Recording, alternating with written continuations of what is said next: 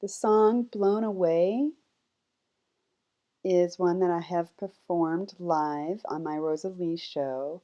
The song Blown Away is not my first choice for songs. It was not necessarily a song I had known before. I'd seen it on MTV and that it was a popular song choice, but I actually hadn't really delved into the song. I didn't know the song until one night I was feeling kind of itchy, that artistic itch to do something and express myself. I needed an outlet.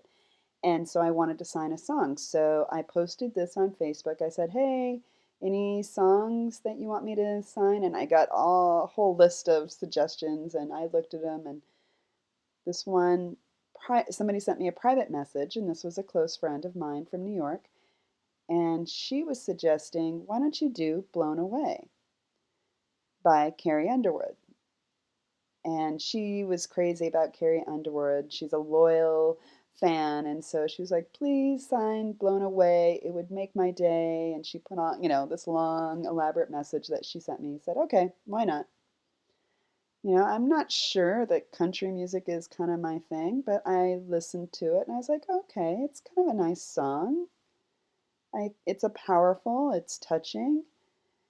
But it wasn't a song that I felt driven to sign. But I did this for a friend. So I went on and looked for the YouTube lyrics there. So that helps me kind of follow the rhythm of the song, when they're singing, when there's the pauses. So that's my deaf technique to see the lyrics on YouTube. So I was following along, and there were some parts of the song that were really hard to kind of understand. So I practiced it a couple of times. And then I went on down to my basement and set up the video camera.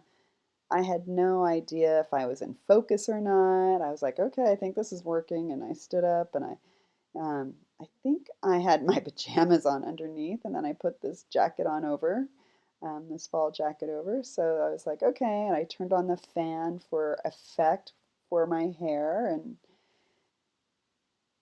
I set up the iPad and went with it.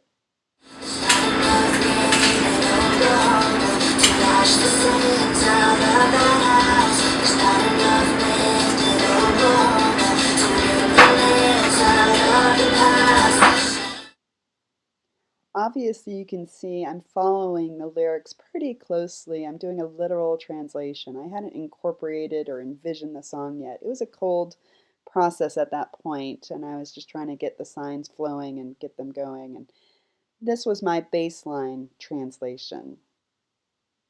And I was trying to incorporate the rhythm, the inflection, and the words and what their meaning is. I was trying to follow that until I got comfortable enough to break away and do my own. So after I watched my video, I could see the evolution of my translation process right there. For example, when I say, there's a crack in every window until the house is completely blown away.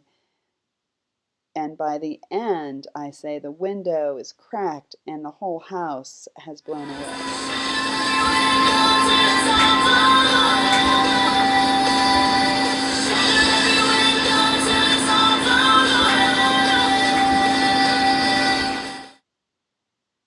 I decided to check out this article that was written by Annabelle Mailer.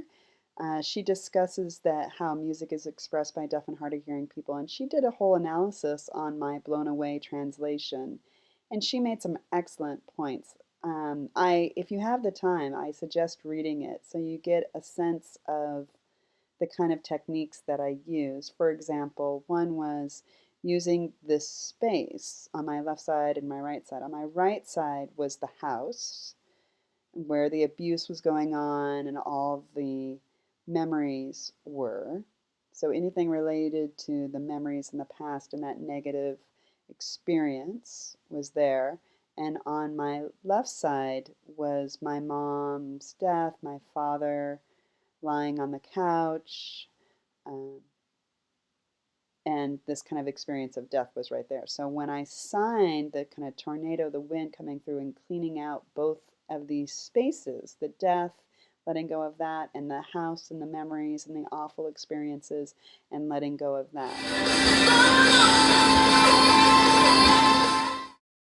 The sign blown away has different meanings in this song.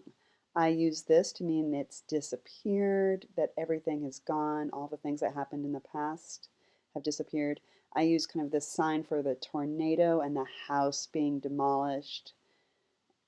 The wind coming in on the side, the door, the shutters coming off, all of these kind of visual representations of what it means to be blown away.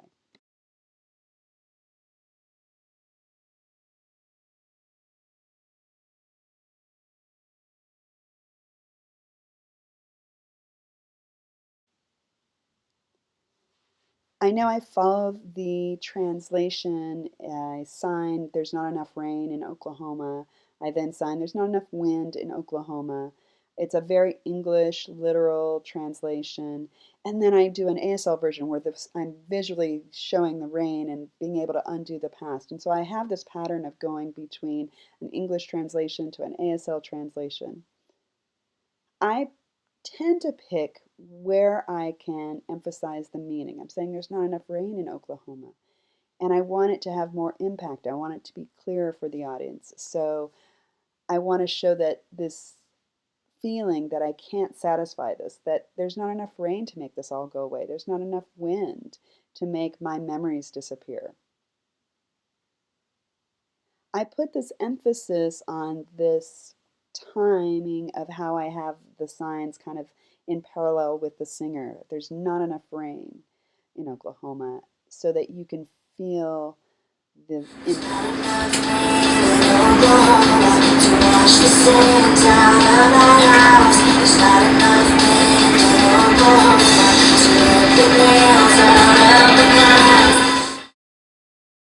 As I said earlier, you need to be fluent in both ASL and English so you can go back and forth and play with it to have the meaning conveyed. Just like in English and Spanish, somebody who can speak Spanish can translate into English for emphasis or translate into another language for emphasis.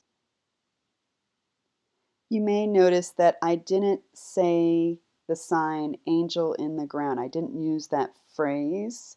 The song says angel in the ground, but the translation, I had a hard time with making it make sense in ASL. I can say, oh, she was really sweet and she's now dead and buried, but that still doesn't make sense. I said I had a sweet relationship with her and she's buried. So I tried to figure out how to still deliver that message in that phrase. And I used my facial expression to show how that she's very sweet to me and dear to me, and now she is buried. And so I use my face to convey that. I say she's in the ground and buried. Something else you may notice, and this is something I wish I could fix, but again, this is the raw translation process. It's very impulsive. How I share every piece of wood, every door. I use the sign every, which is a very English sign. So when I perform this live, I have changed this. I use the bricks and the wood and the door, and they all get blown away and destroyed.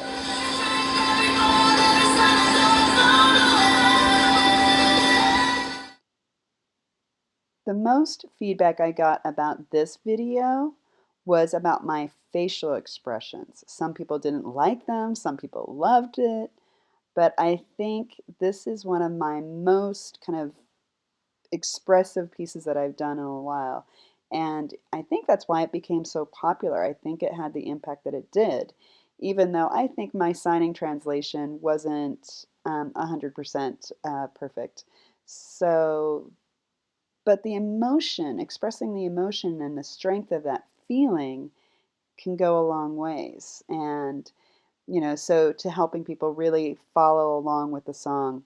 So if you're an ASL student, an ASL interpreter, a deaf person who wants to do more music signing or a coda, it's worth really kind of connecting with the song and the emotional tone of the song and understanding how it triggers you and what you're feeling at that time and use those feelings and use your face and your signing and your rhythm and your use of space to convey that. And people will feel it and they'll feel connected with it and they'll understand what you're trying to convey.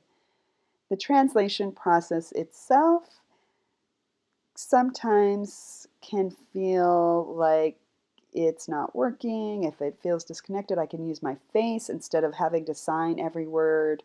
Sometimes I can use my body as in the place of the language, and I can use space to convey what's happening and also have fun.